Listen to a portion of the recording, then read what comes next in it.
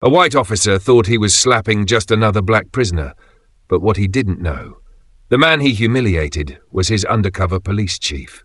What happens next will leave this entire department shaken to its core. Before we dive deeper into this shocking story of power, injustice, and unexpected truth, drop a comment and let us know where you're watching from. And if you love powerful, real-life stories that expose hidden truths, make sure to hit that subscribe button so you never miss a moment here on Untold Touching Stories. It happened in broad daylight. A black man was arrested on the corner of Grant and Holloway, right in front of a packed coffee shop, but no one knew who he really was. The man was tall, clean-shaven, dressed in a plain black hoodie and dark jeans. His hands were tucked calmly in his pockets as he strolled down the sidewalk. His walk was steady, unbothered, until the sound of screeching tires shattered the moment. A white police cruiser slammed to a stop just ahead of him. Two officers jumped out. One of them, Officer Darren Cole, a broad-shouldered man with sharp blue eyes and a heavy step, stormed toward him, gun already drawn. "You, hands where I can see them! Now!" His voice thundered through the air, drawing the attention of everyone around. The black man stopped, slowly raising his hands without protest. "I'm just walking," he said calmly. "What's the problem, officer?" "Don't play smart with me," Officer Cole spat. "You match the description. Tall, black male, dark hoodie, lurking around this block." He circled the man like he was cornering prey. "I wasn't lurking. I'm just—" Before he could finish, Cole grabbed his arm roughly, twisting it behind his back. "Don't resist," Cole barked, tightening the grip until the man grimaced. "I'm not resisting," the man said, his voice even, but his jaw tightening under the strain. Pedestrians began to gather. Some watched with quiet curiosity. Others pulled out their phones. A few whispered, but no one stepped forward. Another officer, younger, more hesitant, approached. Darren, he's not carrying anything, and the call said the suspect was wearing a grey jacket, not black." Cole ignored him. "Close enough. Black hoodie hanging around here, he's our guy." The man's breathing remained steady. "You're making a mistake." Cole slammed him against the hood of the police car. "No, you made the mistake when you decided to come around here." The man winced but didn't push back. Calm, steady, focused. The younger officer, clearly uncomfortable, glanced at the growing crowd. "Darren, maybe we should double-check before we—" Slap! Without warning, Officer Cole smacked the man hard across the face. The sound cracked through the street like a whip. The crowd gasped. Even the younger officer froze in disbelief. A woman nearby whispered, "Oh my God, he hit him!" The man's head tilted slightly from the blow, but he didn't fall. He didn't shout. He simply closed his eyes for a brief moment, collected himself, then turned his gaze back to Officer Cole. "You people," Cole sneered, breathing heavily, "always playing victim, always causing trouble." The man slowly licked the blood from the corner of his mouth. His eyes were calm, piercing, controlled. "You really don't know who I am, do you?" he said softly. Cole's smirk faltered, just for a split second, but the weight of those words settled over the street like a cloud ready to break. The crowd had gone silent. Phones were still recording. The younger officer shifted nervously. The man's steady stare never wavered. The back seat of the patrol car was tight, cold, and unforgiving. The sharp click of the cuffs digging into the black man's wrists echoed in the silence as Officer Darren Cole slammed the door shut with unnecessary force. "You know," Cole called over his shoulder as he slid into the driver's seat, "if you people just listened for once in your lives, maybe you wouldn't end up back here so often." The man sat quietly, his dark eyes staring straight ahead, unmoved. His breathing was calm, his jaw firm. The younger officer, Officer Brian Miller, shifted awkwardly in the passenger seat. He wasn't new, but he wasn't like Cole. His fingers drummed nervously against his leg as the car rolled toward the precinct. "Darren, maybe we should double-check the suspect profile," Miller said, eyes flicking to the rearview mirror. Cole scoffed. "Don't tell me you're soft now. Look at him. He fits. You heard the call. Suspicious black male in a hoodie. He was lurking, same block. Case closed." "He was just walking." Cole smirked. "Yeah? And now he's taking a ride." From the back seat, the man's voice broke the air, low and calm. "You don't know who I am." Cole's laugh was loud, harsh. "Save the drama, hero. You think you're special? I've locked up plenty just like you." The man said nothing. He let the silence do the work. But inside, he remembered. Flashback, a quiet meeting room, his badge, his team, his mission. We're sending you in low profile. We need to see the truth on the street, unfiltered. No protection, no special treatment. His own voice in the memory, I can handle that. His thoughts snapped back to the present as the cruiser pulled into the station parking lot. Inside the precinct, the disrespect multiplied. Cole shoved him forward through the halls like a trophy. Other officers barely glanced his way, some even smirking as they passed. A black female officer near the desk lowered her gaze. She didn't speak. She didn't intervene. Hey, what's this one? A white sergeant called from the bullpen. Another hood rat, Cole answered proudly. Tried to act like he's somebody. Laughter. Dismissive stares. Even Brian Miller stayed quiet, biting his lip but saying nothing. The man's wrists throbbed under the tight metal, but his face remained unreadable. They processed him slowly, dragging their feet as if to prolong his humiliation. They took his prints, his photo, his wallet. When Cole flipped it open, his eyes briefly narrowed. Inside was a folded piece of paper tucked behind a card. Cole's fingers grazed the edge, but before he could pull it out, another officer called for him. Hey Cole, your report from yesterday. Captain's asking. Cole stuffed the wallet into an evidence bag and waved Brian over. Finish this up. I'll deal with him later. Brian hesitated. Are you sure? Yeah, he's not going anywhere. Brian led the man to a holding cell, his pace slower, his steps unsure. You don't have any priors, Brian muttered, scanning the intake sheet. Weird. The man didn't respond. Other prisoners were watching. Some whispered. Hey, what's this dude in for? Cole said he got smart on the street. You know how they are. Man, they stay locking brothers up. The man caught every word, but his expression never changed. He simply sat down on the cold bench, his hands resting loosely in his lap. Brian lingered by the door. I don't think you did anything, Brian said quietly. But I can't go against him. You know how it is. The man finally looked up, his gaze steady. You're making the biggest mistake of your life. Brian frowned. What? I said, the man repeated slowly, you're making the biggest mistake of your life. From down the hall, Cole's voice barked with amusement. You still running your mouth, huh? Don't worry, big guy. You'll be here for a while. His laughter echoed through the corridor, but the man simply leaned back against the wall, his eyes calm, his voice soft as steel. We'll see about that. Back in the processing room, Officer Brian Miller sat stiffly at the computer. He typed in the black man's name from the ID they collected earlier. He didn't expect much, probably no prior records, maybe a traffic ticket.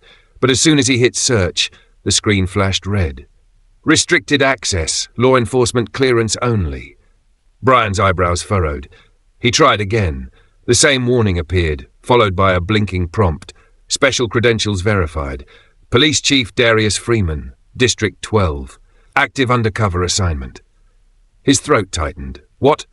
He clicked to open the full file, and a photo appeared. It was him, the man they'd cuffed, the man Cole had slapped in public, the man sitting in holding like any common suspect. Police Chief, Darius Freeman.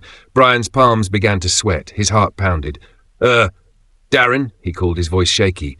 What? Cole barked, striding into the room. Brian spun the monitor toward him. Cole's smirk froze in place as his eyes scanned the screen. The badge, the title, the official seal, everything. This has to be a mistake, Cole stammered, his face draining of color. Brian's voice was barely above a whisper. It's not. I just pulled it from the central system. He's a district chief. He's been undercover. It's real. Cole's breath caught in his throat. His mind spun through the last few hours, the street stop, the slap, the taunts, the laughter, all of it. He had humiliated a police chief, in public, on camera, in front of witnesses. Brian whispered, We're in serious trouble. Before Cole could respond, the door to the holding area creaked open. The man, Police Chief Darius Freeman, walked out, his hands no longer cuffed. They dangled freely at his sides. In his right hand, he now held his badge. He flipped it open slowly, deliberately, making sure everyone could see. His voice was calm, controlled, lethal in its precision. You just assaulted your boss. The room went silent. Other officers at their desks turned, their jaws slack. Cole's mouth opened, but no sound came out. Chief Freeman's eyes swept the room like a slow-moving blade. Gather, everyone. Right now, he said, his voice cutting through the thick air. No one moved. I said, His tone sharpened. "Get every officer in this room. Now. We need to talk." The command cracked like thunder. Panic rippled through the station as officers scrambled to comply. Cole's face was drained of all bravado. His hands trembled at his sides. Brian looked at him with wide eyes, frozen in place. Chief Freeman's gaze bore into Cole as the station erupted into whispers and hurried footsteps. "You thought I was just another black man you could humiliate," Chief Freeman said, stepping closer, his badge still raised. "You thought you could slap me, mock me, parade me through this building, and that no one would ever care." He leaned in, his voice low enough for only Cole to hear. "But you're about to find out exactly how much I care." The briefing room was silent. Every officer in the precinct had been ordered to assemble. They filed in nervously, side-glancing one another, unsure of what was about to unfold. At the front of the room stood Chief Darius Freeman. No disguise, no cuffs, no doubt. His badge sat firmly clipped to his belt. His presence now filled the space, not as a suspect, not as a nameless man, but as their commanding officer.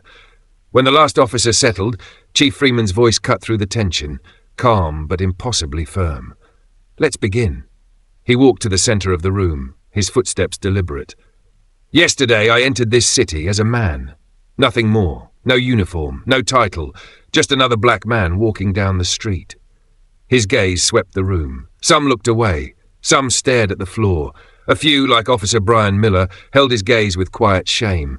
"And in just a few hours," Freeman continued, "I was profiled, disrespected, slapped, paraded through this building like I was less than human."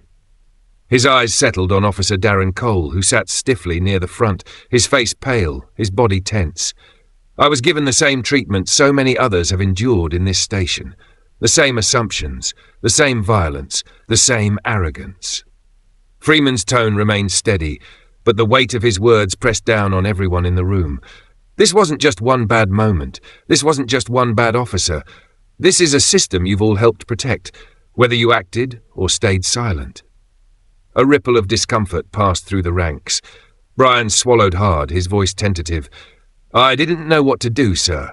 I knew it was wrong, but I—" Chief Freeman raised a hand. "You were afraid to speak up, but silence doesn't absolve you." His gaze shifted to Cole. "And you?" Freeman's voice hardened. "You took pride in what you did. You laughed, you belittled, you thought your badge was a shield against accountability." Cole's hands trembled. His throat bobbed as he tried to form words.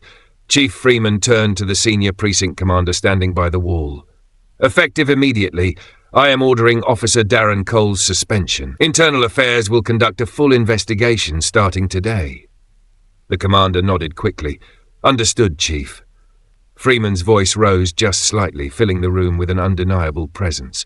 "This station will no longer be a home for cowards hiding behind badges. We will rebuild this culture, and I will personally lead it." He let that promise hang in the air. "I will review every complaint that's been filed here, every street stop, every excessive force report. If you've abused your power, you should be nervous." A sharp silence followed. But then, from the back, a hand slowly rose. It was a young Latina officer. Her voice shook, but she spoke anyway. "Chief, I've seen Cole do this before. I've seen him rough up people for no reason. I never knew who to tell." Another voice joined in. A black officer admitted, "We've all seen it. Some of us reported it, but nothing changed." More voices followed, quiet, hesitant, but honest. It wasn't just Cole. It was the system, and the silence that fed it. Chief Freeman's expression didn't soften, but a flicker of resolve passed through his eyes. "Your silence ends now," he said. "Starting today, we create a place where doing the right thing isn't a risk, it's the standard." He turned to Officer Brian Miller. "You saw something. You hesitated, but you cared. I'm putting you on the new Internal Leadership Task Force. People like you will help fix this." Brian's eyes widened in shock. "Me? Sir, I?" "You have a lot to learn," Freeman said, "but I'd rather build with the hesitant than destroy with the arrogant." Brian nodded, overwhelmed. "Thank you, Chief." Freeman's gaze swept the room once more. "There will be new training, new leadership, new accountability. This isn't optional. If you can't uphold what this badge should mean, you will leave." His words were final. As the room processed the gravity of what had just happened, Officer Cole suddenly stood up. "Please," he stammered, his voice cracking.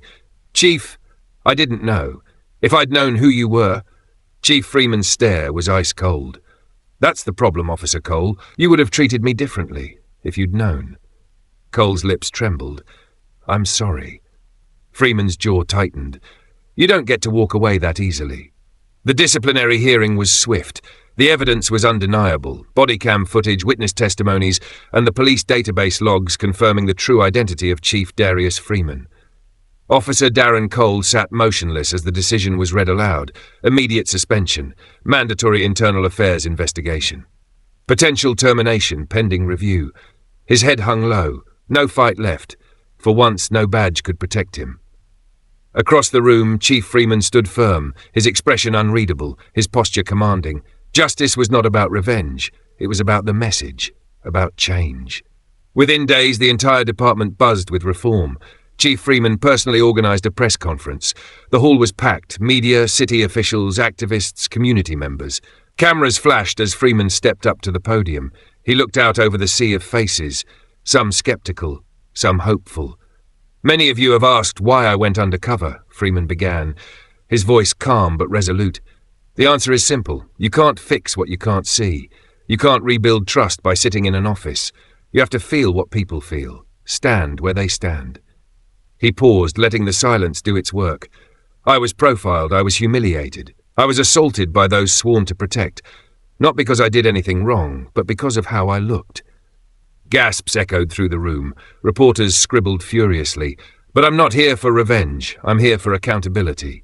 He laid out his plan: independent audits of all misconduct cases, bias training led by external experts, a new oversight board that included civilians from the community, mandatory rotation of leadership to prevent toxic power centers. Freeman's gaze swept the room, his voice unwavering. "This badge," he said, holding it up, "is supposed to represent protection, not power, not fear, and anyone who forgets that will answer to me." The room exploded in applause, not just from the public, but from some of his own officers. Later, back at the precinct, Chief Freeman gathered the few who had stood up, hesitated, or had the courage to speak. Officer Brian Miller was among them, nervously adjusting his belt. "You weren't perfect," Freeman told him, "but you knew what you saw was wrong. That matters." Brian's voice cracked. "I won't hesitate again, sir. I promise." Freeman placed a firm hand on his shoulder. "Good. You're going to help build something better." He turned to the others. "Culture doesn't change overnight, but people like you, who dare to care, that's how it starts." For the first time in a long time, the station felt hopeful.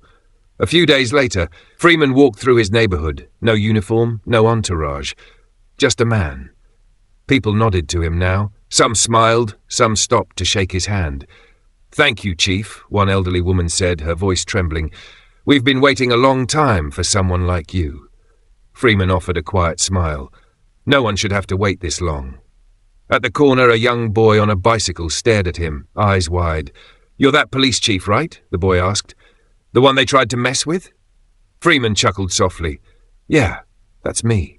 "You weren't even mad?" the boy asked, surprised. Freeman knelt to his level. "Sometimes," he said, "the most powerful statement you can make is to stay calm while you let the truth reveal itself." The boy nodded slowly, his young mind imprinting the words. Freeman stood and continued his walk. The sun glinted off his badge as it swung gently at his hip, not as a weapon, but as a symbol of accountability, of quiet power, of change. And as he walked away, his stride steady, his head high, the story closed, not with anger, but with dignity. Lessons learned: never judge by appearance. The greatest mistake made in this story was assuming a man's worth and authority based on his skin color and clothing. Every human deserves respect, regardless of how they look. Abuse of power has consequences. Officer Cole's arrogance, brutality, and unchecked behavior led to his downfall. Power must always be exercised with responsibility and humility. Silence protects injustice. Several officers saw the abuse but stayed silent out of fear or indifference. This story reminds us that silence enables oppression. Speaking up can spark change. True leadership is grounded in action, not title. Chief Freeman didn't need to flash his badge to be powerful. His calm, decisive actions and willingness to experience what his community faced are what made him a true leader. Reform is possible when people care, Real change happens when even hesitant individuals like Officer Brian choose to stand on the side of integrity. Change begins with courage. Calmness is power. Sometimes the most profound statement is made through quiet strength and patience. You don't always have to retaliate to win. Sometimes the truth does all the work. If you found this story powerful, inspiring, or eye-opening, we invite you to like this video to support more stories that reveal hidden truths and inspire change. Comment your thoughts, feelings, or similar experiences. We would love to hear from you. Subscribe to Untold Touching Stories for more real-life, emotionally gripping stories that uncover injustice, highlight human resilience, and leave you with lasting lessons. Your support helps us bring more untold stories to life. Thank you for watching.